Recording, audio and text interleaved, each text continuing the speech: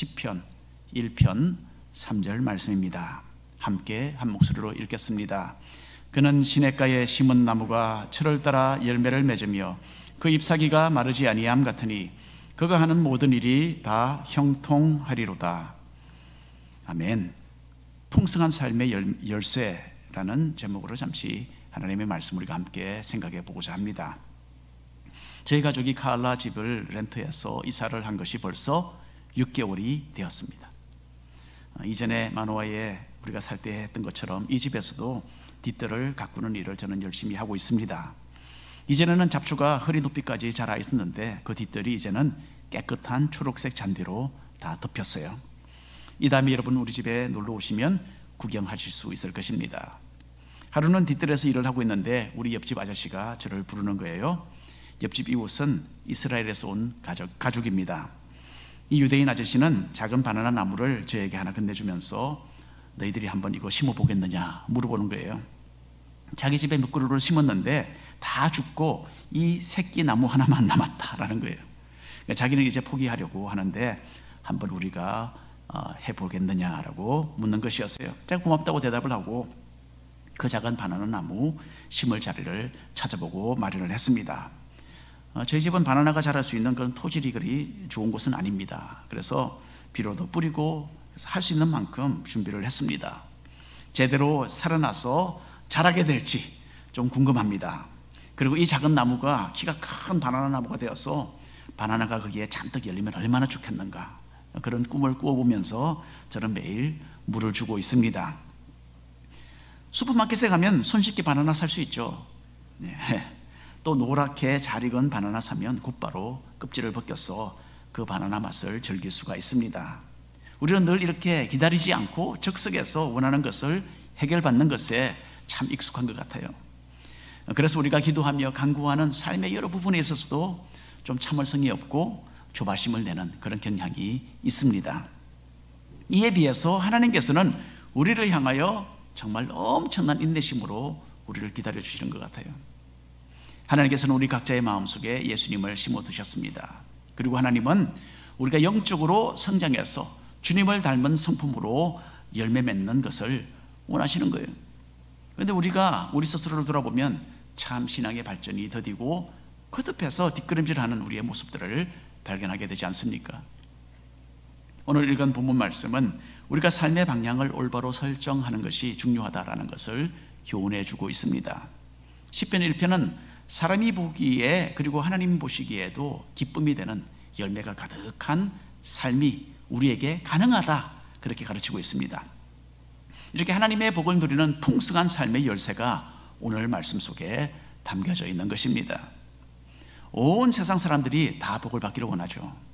일반적으로 사람들은 오래 사는 것, 또 건강을 누리는 것, 재물을 많이 얻는 것, 권력을 누리는 것, 또 물론 자녀가 잘 되는 것, 이런 것을 복으로 여깁니다. 이런 복들은 세상적인 기준에서 비롯된 것들입니다. 그래서 믿는 사람들도 누구누구 복 받았다 그렇게 말할 때 이런 육신적인 복을 우리는 금방 머릿속에 떠올리는 겁니다. 그리고 물론 돈을 가장 많이 버는 것, 이게 제일 큰 복이라고 일반적으로 우리는 생각을 합니다. 자, 육신의 복도 물론 하나님이 주시는 선물이죠. 아브라함과 이삭과 야곱도 이런 복을 받았습니다. 하지만 구약 시대에도 하나님을 가까이 하는 것이 가장 중요한 복이라는 것을 사람들은 제대로 인식을 했습니다. 그리고 신약 시대에 와서는 육신의 복보다는 성도가 누리는 영적인 복이 훨씬 더 많이 강조되고 있습니다. 자, 복에 대한 우리의 기준도 이런 방향으로 이제는 변화되어 가야 합니다. 육신의 복을 지나치게 추구하는 것은 우리의 영적인 삶의 위험 신호가 됩니다. 돈을 사랑하는 것은 일만 악의 뿌리가 된다라고 사도 바울의 서신에 기록이 되어 있죠. 따라서 우리가 가진 소유의 많고 적음을 떠나서 이미 우리가 받은 영적인 복의 그 중요성을 아는 것이 참으로 중요한 것입니다. 시편을 시작하는 시편 1편은 처음부터 하나님으로부터 오는 복에 대하여 교훈을 합니다. 사람이 누릴 수 있는 것 중에 가장 귀한 것, 바로 하나님이 베풀어 주시는 이 복을 누리는 것입니다. 이것이 최고죠. 이 세상의 그 어느 것도 하나님의 복을 대신할 수는 없습니다. 이 온 우주를 창조하신 창조주 하나님, 그리고 이 온 우주를 다스리시는 그분의 인정을 받으면서 그분이 자신의 편에 서 계시는 것을 아는 사람, 이 사람은 이 세상에서 아무것도 부럽지 않은 것입니다. 우리 자신을 보아도 그렇죠. 세상 사람들이 누릴 수 있는 부와 명예와 그 외에 많은 것이 좋아 보이는 것이 사실이기는 합니다. 하지만 우리는 이런 것들을 하나님과 절대로 바꿀 수 없습니다. 주님을 가까이 함으로 얻는 유익은 이 세상의 것들과는 비교가 되지 않기 때문입니다. 그럼 여러분, 어떻게 하면 우리가 이런 영적인 하나님의 복을 계속 받아 누릴 수 있겠습니까? 먼저 1번 함께 읽어보겠습니다. 죄를 멀리하라. 하나님의 복을 받고 진정으로 행복을 누리기 위해서 기억해야 할 그 첫 번째 단계는요, 죄를 멀리하는 것입니다. 죄는 하나님의 성품과 정반대가 되죠. 악을 품고 있으면서 동시에 하나님의 거룩하신 하나님의 복을 받기 원한다라는 것, 이것은 이론 그 자체가 성립이 되지 않는 것입니다. 의로우신 하나님의 인정을 받고 그분의 은총을 얻기를 바라는 사람은 당연히 의로운 삶을 추구해야 하는 것입니다. 그래서 우리가 시편 1편 1절 말씀 함께 읽겠습니다. 복 있는 사람은 악인들의 꾀를 따르지 아니하며 죄인들의 길에 서지 아니하며 오만한 자들의 자리에 앉지 아니하고. 지금부터 120년 전에 폴란드의 과학자 메리 큐리라는 여성이 있었습니다. 이분은 처음으로 그때의 노벨상을, 여자로서는 처음으로 노벨상을 받은 사람입니다. 메리 큐리는 방사능 분야에서 선구자적인 그런 연구를 했고요, 크나큰 업적을 남겼습니다. 현대 과학 분야에서 방사선을 사용하는 것이 참 많죠. 이것은 먼저 큐리 여사의 연구가 있었기에 그 개발이 가능했던 것입니다. 그런데 그 당시에는 방사능의 위험성이 전혀 알려지지 않았던 때였어요. 큐리는 자신이 연구하던 방사능 물질을 책상 서랍에 넣어두고 자주 손으로 만지면서 관찰을 하면서 연구를 했습니다. 그리고 이런 방사능 성분의 실험 재료를 주머니에 넣고 그냥 다녔대요. 이것 때문에 큐리는 나중에 방사선병에 걸려서 그만 죽고 말았습니다. 100여 년 전에 큐리가 사용하던 책, 또 큐리가 기록한 논문들, 그리고 연구 문서들은 인체에 위험한 수치의 그런 방사능이 지금도 거기에서 감지되고 있다고 합니다. 그래서 이런 서류들을 직접 읽어보려면 특별하게 제작된 방사능 보호복을 꼭 착용해야만 그렇게 이 서류들을 만질 수 있다고 합니다. 방사능에 주의하듯이 죄를 우리는 주의해야 합니다. 죄는 우리 눈에 얼핏 보기에는 그리 위험하게 보이지 않을 수도 있어요, 방사능처럼. 그러나 죄를 가까이 하면 결과는 치명적입니다. 악한 원수마귀는 우리가 원하는 대로 하고 마음껏 즐기라고 달콤하게 유혹을 합니다. 이렇게 하면 행복을 누리게 되고 만족하게 될 것이다, 끊임없이 우리를 설득합니다. 하지만 이런 자기중심적인 욕심에 이끌려서 잘못된 선택을 하면 그 결과는 행복이 아니라 불행이고 만족이 아닌 죽음인 것입니다. 우리는 모두는 이 둘 중 하나를 선택하게 되어 있습니다. 한쪽은 악을 선택해서 하나님과는 아무런 관계가 없는 그런 삶을 사는 것이고, 다른 쪽은 하나님을 선택해서 복을 누리는 삶입니다. 이 둘 중 하나지 그 중간은 없습니다. 그래서 시편 1편 말씀은 진정한 행복을 얻기 위해서는 전제 조건으로 죄를 멀리해야 한다라고 가르치고 있습니다. 다시 한번 읽어볼까요? 1편 1절 말씀. 복 있는 사람은 악인들의 꾀를 따르지 아니하며 죄인들의 길에 서지 아니하며 오만한 자들의 자리에 앉지 아니하고. 요즘 우리 교회에서는 제자 훈련이 진행되고 있습니다. 제자반에서는 일주일 동안 성경을 읽는 숙제가 있어요. 성경을 읽다가 그리고 궁금한 점이 있으면 그것을 질문하는 그런 시간도 함께 가집니다. 어떤 성도님은 시편 1편을 읽다가 왜 여기서는 악인들, 죄인들, 오만한 자들 이라면서 이렇게 복수를 잔뜩 사용을 했을까? 라는 참 좋은 질문을 하셨어요. 왜 그럴까요? 그만큼 이 세상은 진리를 거스르는 불신앙으로 가득하다라는 뜻이 아니겠습니까? 예수님께서는 좁은 문으로 들어가라 라고 말씀하신 적이 있습니다.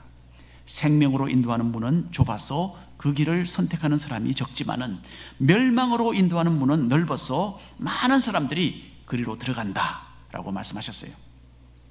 그러니까 여러분, 우리는 온 사방에 멸망으로 인도하는 비신앙적인 사람들과 비신앙적인 이론들로 둘러싸여 있는 것입니다. 그렇기 때문에 죄를 멀리하기 위해서 특별히 우리는 신경을 써야 되는 거예요. 먼저 악인들의 꾀를 따르지 말아야 합니다. 세상적이고 제약적인 방법으로 만족을 얻고 유익을 취하려는 그런 유혹을 우리는 단호하게 거부해야 합니다. 그렇게 얘기하잖아요. 다 그런 거야. 다른 사람들도 다 그렇게 해. 이 세상에 죄 없는 사람 어디 있어? 한번 나와보라 해. 뭐 이런 다양한 이론으로 마귀는 우리의 신앙을 타협시키려고 시도를 하는 거예요. 우리는 불신자들이나 세속적인 사람들의 의견을 무분별하게 받아들이는 것을 주의해야 합니다. 세상적이고 인간적인 기준과 삶의 방식은 하나님의 의로우신 기준과는 정반대가 되는 거예요. 그렇기 때문에 하나님을 떠난 이런 잘못된 속삭임에 우리의 귀를 기울인다면 우리는 결코 진정한 행복을 찾지 못할 것입니다. 마귀의 목소리를 믿음으로 단호하게 뿌리치지 않고 조금씩 받아들이게 되면 그 다음 단계로 발전하게 됩니다. 죄인들의 길에 들어서는 거예요. 하나님의 법을 무시하는 사람들이 지나다니는 곳을 기웃거리고 거기에 서 있는다는 것, 이것은 이미 자신이 가야 할 방향을 상실했다라는 의미입니다. 그냥 그럴싸하게 들리는 소리를 듣고 마는 것이 아니라 이제는 죄의 영향력 아래로 떨어진 상태가 되는 겁니다. 하나님이 없는 사람들의 삶의 모습을 닮아가고 있는 거예요. 믿지 않는 사람들의 행동을 자신도 하고 그 사람들이 하는 말을 별 생각 없이 자기도 따라합니다. 진정한 행복의 길이 아닌 타락으로 미끄러지는 길입니다. 이 처음 두 단계를 주의해야 합니다. 행복을 상실하는 것 첫 단계는 악인들의 꾀를 따르는 거죠. 하나님이 없는 사람들의 기준과 생각을 받아들이는 것을 말을 합니다. 행복을 상실하는 두 번째 단계는 죄인들의 길에 서는 겁니다. 믿지 않는 사람들처럼 말하고 행동하는 것을 가리킵니다. 그리고 행복을 상실하는 마지막 세 번째 단계는 오만한 자의 자리에 앉는 것입니다. 처음에는 제약된 방향으로 따라가다가 두 번째는 거기에 서서 머물다가 이제는 아예 죄 가운데 자리를 잡고 주저앉아 버리는 그런 상태를 이야기합니다.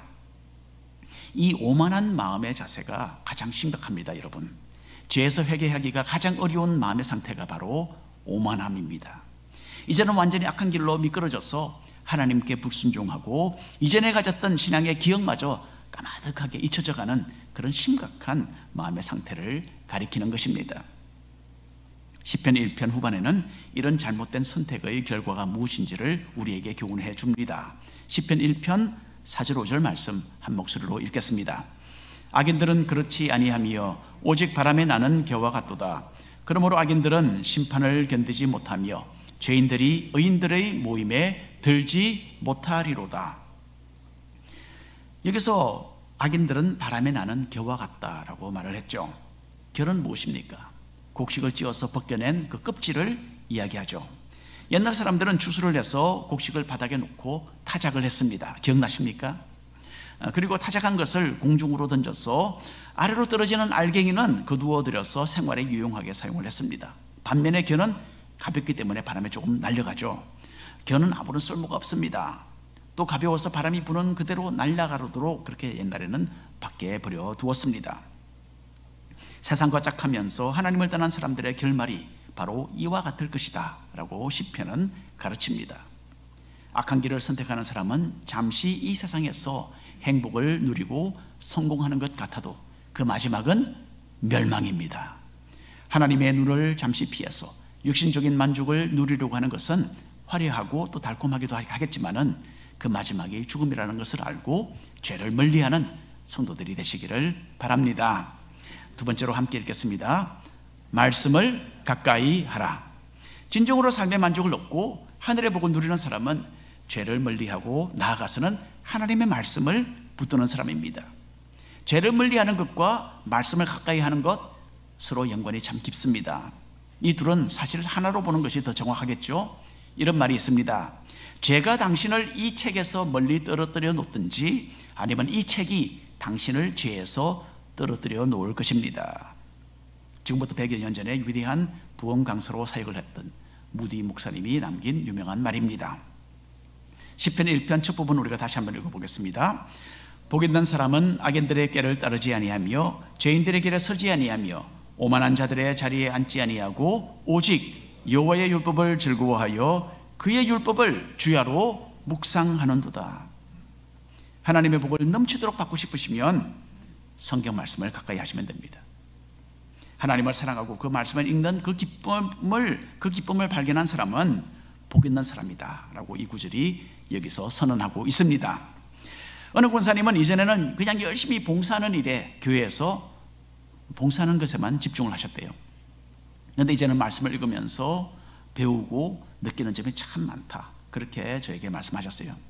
이 권사님은 1년에 최소한 한 번씩 성경을 통독하시고 또 성경 퀴즈 대회를 요즘에 또 준비하는 과정에서 하나님의 말씀을 주의 깊게 읽고 또 읽으면서 은혜를 많이 받고 계신다, 그렇게 저에게 간증을 하셨습니다. 그리고 오늘 예배 중에 간증하신 우리 자매님도 참 말씀으로 주님께 나아가고 말씀에 붙어 있고 또 말씀 가운데서 매일 살아가고 그렇게 하면서 하나님과의 관계를 새롭게 하고 있다라고 말씀하셨는데 참 맞는 말이죠. 여러분, 신앙생활은 지식이 아니라 하나님과의 관계입니다. 성경을 읽는 것 그 자체가 우리의 목적이 되어서는 안 됩니다. 또 성경 지식을 머릿속에 보관하고 있는 것, 이것이 말씀을 접하는 목적이 되어서도 안 되겠죠. 말씀을 읽고 이해하고 마음에 담아두고서 순종하는 가운데서 하나님과의 관계를 새롭게 개선해 나가는 것이 우리의 목표가 되어야 하겠습니다. 성경 말씀을 통해서 가르침을 받으면 성품이 변화되고 점점 예수님을 닮는 사람들이 됩니다. 그리고 이 세상이 흔들 수 없는 평안을 마음에 유지하는 그런 믿음의 소유자들이 되는 것입니다. 말씀을 가까이 하는 것이 우리에게는 진정한 행복이고 또한 하늘의 복을 누리는 열쇠가 됩니다. 특별히 이 구절에서 말씀을 묵상하라 라고 교훈하고 있죠. 묵상이 무엇일까요? 묵상이라는 것은 한마디로 성경을 통해서 들려주시는 하나님의 음성에 귀를 기울이는 것을 말합니다. 인류의 첫 조상 아담과 하와는 하나님의 목소리보다는 마귀의 음성에 귀를 기울였습니다. 그래서 일어난 결과는 불신앙이요 또한 불순종이었습니다. 우리를 만드신 하나님은 아무런 목적이 없이 우리를 그냥 내버려 두지 않으십니다. 분명한 창조의 의도가 있으셨어요. 바로 하나님과의 진실된 관계입니다. 광대하신 하나님을 따르며 섬기며 그분이 베푸시는 은혜를 받아 누리도록 그렇게 우리를 만드신 거예요. 하나님을 그래서 올바로 알고 하나님을 섬기려면 주님이 무엇을 원하시는가, 그것을 우리가 먼저 알아야 합니다. 하나님은 성경에 자신의 뜻을 밝히 나타내어 보여주셨습니다. 그 말씀을 깊이 묵상할 때에 우리는 우리를 향하신 하나님의 그 참되신 뜻을 발견하게 되고 또한 그 말씀대로 살고자 하는 그런 열망도 아울러 가지게 되는 것입니다. 이렇게 하나님의 말씀을 가까이 하는 복 있는 사람이 거두어들이는 결과가 3절에 나타나 있습니다. 오늘 본문 말씀인데 함께 힘차게 읽어보겠습니다. 그는 시냇가에 심은 나무가 철을 따라 열매를 맺으며 그 잎사귀가 마르지 아니함 같으니 그가 하는 모든 일이 다 형통하리로다. 악한 길을 가는 사람이 바람에 날리는 겨와 같다면 말씀을 가까이 하는 사람은 나무와 같다, 그렇게 여기서 이야기합니다. 겨는 바람에 날려서 흔적도 없이 사라져버립니다. 하지만 잘 심겨진 나무는 요동하지 않고 오랜 세월 동안 견고하게 살아가는 것입니다. 특별히 시냇가에 심겨진 나무는 가뭄이 와도 아무런 염려가 없죠. 물의 근원이 가까이 있기 때문입니다. 이와 같이 생명의 근원이 되시는 하나님의 말씀을 가까이 하는 사람은 영적으로 안정되고 풍성한 삶을 누리는 이런 복을 누리게 되는 것입니다. 이 나무가 열매를 맺고 잎사귀가 건강을 유지한다라는 말은 활기가 넘치는 삶을 사는 복을 누리게 되는 것을 가리킵니다. 지난주에는 병원에 입원해 계시는 어느 미국 할머니 한 분을 방문했습니다. 제가 알지 못하는 분이었는데 우리 교회 어느 집사님과 아주 친하게 지내시는 분이십니다. 그런데 갑자기 건강이 극도로 악화되어서 이머전시로 입원하게 되셨대요. 이분은 예수님을 믿는 사람이긴 한데 오랫동안 몸이 아파서 교회는 출석하지 못했다고 합니다. 그리고 어쩌면 곧 돌아가실 것 같은 그런 상황이라 해서 제가 부탁을 받고 달려갔습니다. 병원에 계시는 분 너무나 안타깝지 않습니까? 우리 교회인, 남의 교회인, 사실 물론 각 사람들이 다니는 그 교회의 그 목사님이 일단 먼저 거기에 신경을 쓰셔야 되겠지만은, 이분은 또 교회에도 특별하게 지금 출석하는 분도 아니시고 한국분 아니시지만은 그래도 달려갔습니다. 그 병원을 향해서 운전을 해가면서 어떻게 이 할머니를 좀 위로해드리고 그 마음속에 이 천국의 소망을 좀 확인시켜드릴 수 있을까, 그 생각을 하면서 제가 갔습니다. 병원에 도착해서 조금 조심스러운 마음으로 병실 문을 열고 들어갔는데 그냥 깜짝 놀랐습니다. 그 미국 할머니는 침대에 누워서 움직이지 못하셨는데요, 쨍쨍한 목소리로 저를 반겨 맞아주시는 거예요. 그리고는 믿음이 충만한 그런 음성으로 대화를 본인 스스로가 막 주도해 나가셨어요. 제가 깜짝 놀랐습니다. 제가 할머니를 격려해 드리려고 했는데 도리어 할머니로부터 제가 격려를 받게 되었습니다. 그렇게 제가 웃으면서 말씀을 드렸어요. 할머니는 바로 그날 아침에 상태가 많이 호전되신 거예요. 우리 교회 집사님께서 곁에서 기도해 주시고 또 믿음으로 잘 보살펴 주시니까 그렇게 힘을 얻으신 것 같습니다. 그 할머니와 함께 영으로 제 집 맡은 우리 구주, 그 찬송을 함께 불렀습니다. 그리고 성경 말씀을 들려드렸고 위에서 기도해드리고 병실을 나왔어요. 그리고 병원을 걸어 나오면서 오랜만에 참 상쾌한 병원 신방이구나 라고 혼자 제가 생각을 했습니다. 이 미국 할머니의 그 힘 있는 영성, 그 영성이 저를 상쾌하게 만들어주는 것을 저는 느꼈습니다. 여러분, 하나님의 말씀을 가까이 하고 묵상하면 삶이 변화되어서 주님의 성품을 반영하게 됩니다. 말씀을 통해서 우리는 영적으로 성숙해서 하나님을 아는 영성이 있는 그런 아름다움을 갖추게 되는 것입니다. 그 결과로 주변에 있는 사람들에게 선한 영향력을 발휘하고 개인의 생활 속에서도 좋은 결과들을 만들어내는 영적으로 풍성한 삶을 우리는 살게 되는 것입니다. 시편 1편 6절 말씀 읽겠습니다. 무릇 의인들의 길은 여호와께서 인정하시나 악인들의 길은 망하리로다. 사람이 누릴 수 있는 복 중에 가장 중요한 복은 하나님의 인정을 받는 것입니다. 하나님은 온 우주의 창조자이시고 또한 마지막에 이 세상을 심판하실 재판관이십니다. 어느 날 우리 각 사람은 이런 무한하게 크신 위엄과 권위를 가지신 분 앞에 서서 이 세상에서 살아왔던 우리의 삶에 대한 평가를 받게 될 것입니다. 우리가 천국에서 주님 앞에 설 때에 주님은 우리에게 너는 어떤 인생을 살았느냐라고 물어보실 것 같아요. 무엇을 하고 왔느냐라는 그런 질문이 우리 각자에게 던져질 것 같습니다. 여러분, 우리는 모두 예수님을 믿는 사람으로서 하나님의 은혜로 참 영적인 진리의 올바른 길에 접어들어 있는 사람들이죠. 너무나 감사합니다. 하지만 우리가 있는 그곳에 그냥 주저앉아 있지는 않는지, 또는 영적으로 제자리 걸음을 하고 있지는 않는지 우리는 스스로를 돌아보아야 하는 것입니다. 하나님께서는 말씀을 통해서 우리가 가야 할 길을 미리 보여주셨어요. 어떻게 하면 복을 받고 영적으로 충만한 삶을 살 수 있는지를 주님은 지금도 계속 우리에게 말씀하고 계십니다. 우리가 열려있는 마음으로 주님의 말씀에 귀를 기울이고 이 믿음의 길을 선택할 때에 우리의 주인 되시는 하나님께 기쁨을 드리고 그분의 인정을 결국 받게 되는 것입니다. 오늘 결론의 말씀을 드립니다. 우리는 모두 진정한 행복을 누리는 복된 사람들이 되기를 원합니다. 죄악된 길을 버리고 하나님의 말씀을 가까이 하는 것은 영적으로 풍성한 삶을 가능케 하는 유일한 열쇠입니다. 그런데 세상 일에 얽매여서 사는 우리는 때때로 하나님과 거리가 있는 그런 삶을 살기 쉽습니다. 가정, 교회, 그리고 직장, 사업, 학교와 또 인간관계, 그리고 그 개인의 삶에 있어서 하나님께서 인정하시는 길을 항상 걷는 것은 쉬운 일은 아닙니다. 그렇기 때문에 늘 말씀으로 무장하고 말씀이 우리를 변화시키도록 우리의 마음을 열어놓아야 되는 것입니다. 이렇게 말씀을 묵상하다 보면 말씀의 사람으로 우리가 변화되어 가게 되어 있습니다. 우리는 잠시 이 세상을 살다가 하나님의 집으로 결국 이사를 가게 될 것입니다.